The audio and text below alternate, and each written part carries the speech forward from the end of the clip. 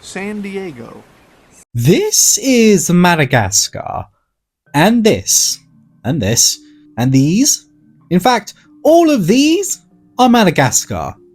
Released in 2005 by DreamWorks, they brought us probably one of the most unlikely of franchises ever, with a bunch of zoo animals who escape from the New York Central Park Zoo, and from that accidentally get transported to, you guessed it, Madagascar. This small and goofy movie was something that seemed rather insignificant at the time, and yet despite that, it has still managed to hold a lot of power on people to this day. But why is that? What makes Madagascar so different to most other franchises, and what is the key thing about it that everyone seems to get wrong?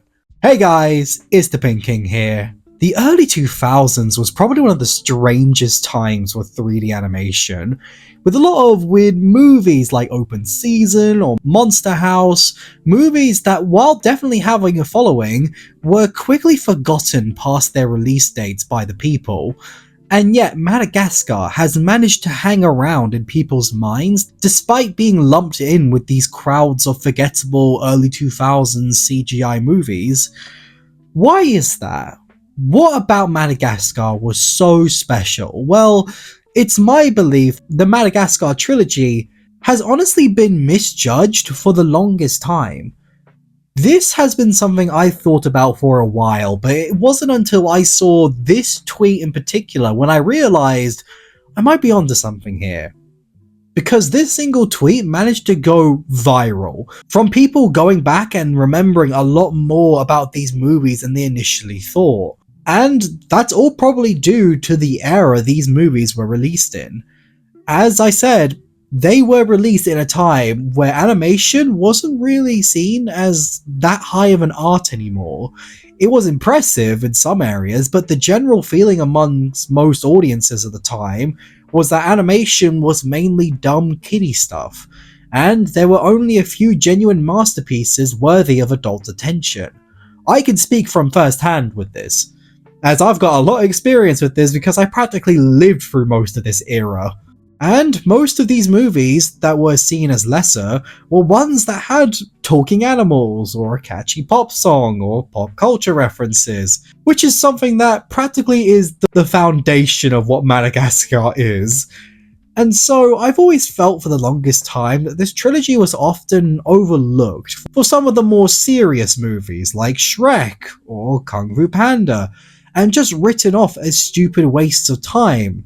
And to me, not only is this consensus wrong, but it's unjustified, because while yes, these movies may not be as dramatic as Shrek or hold such important messages like Kung Fu Panda did, they were never really supposed to be. These movies are what I like to call the zoo version of Looney Tunes. Yeah, a bit of a strange comparison, but hear me out.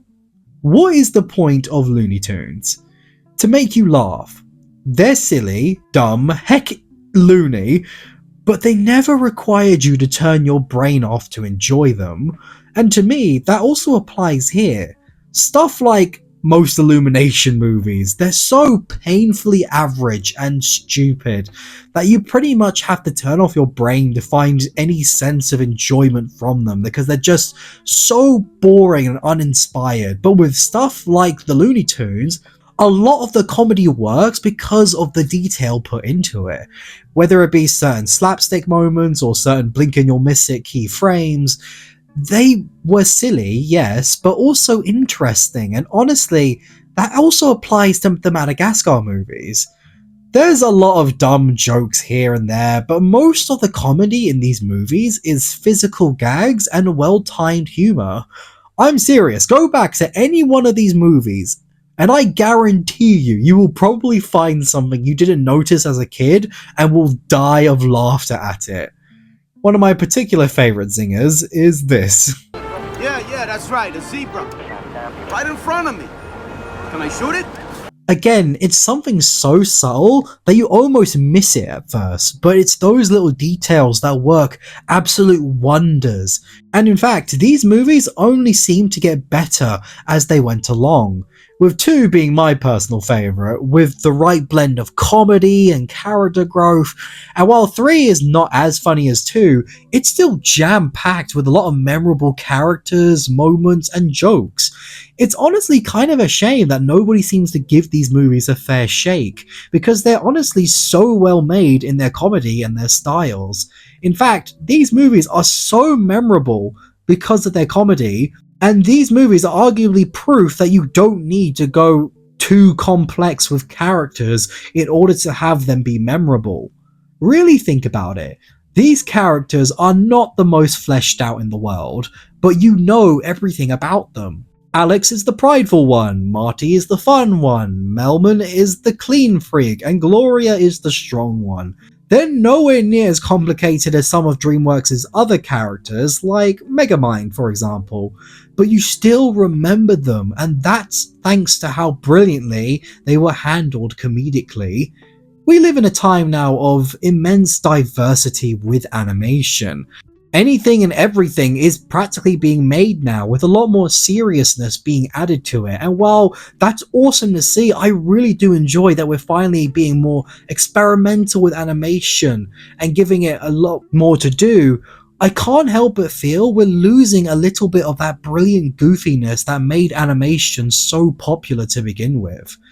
Because there's a certain stigma now that silly cartoons are for kids only and adults need more adult animation, when that's simply not true.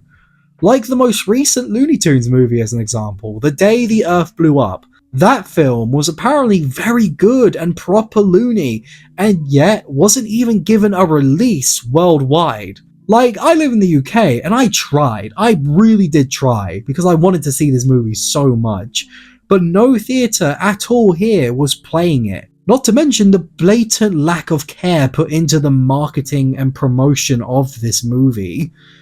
This stigma is definitely a real thing, and I just want to say to anyone who does feel this stigma, it's okay to enjoy silly things. Stuff like Looney Tunes, Tom and Jerry, and Madagascar are always going to be fun and perfectly fine to enjoy. And we as people should feel free to enjoy these things because they're a lot smarter than we give them credit for. Yes, the I Like to Move It movie actually is much more complex than you initially think, and it's not even the ways you might think. The Madagascar movies, to me, are not only underrated, but highly misunderstood. These are not dumb movies that just do anything and everything. They're legitimately well-made and brilliant times, and genuinely heartfelt when they need to be. Yes, it's no Shrek, or even a Kung Fu Panda, but it's pure Madagascar, and that's perfectly awesome just the way it is. But what do you guys think? What memories do you have with Madagascar? Did you grow up with it? Or did you just recently discover them? Let me know what you guys think down in the comments below. And while you're at it, if you enjoyed this video and want to see more content just like this, then be sure to like this video and subscribe. Doing so not only helps me make more videos just like this, but you'll also be telling me you want more content just like this in the future. And with that, peeps, it's been the Pink King here, and I will see you all next time.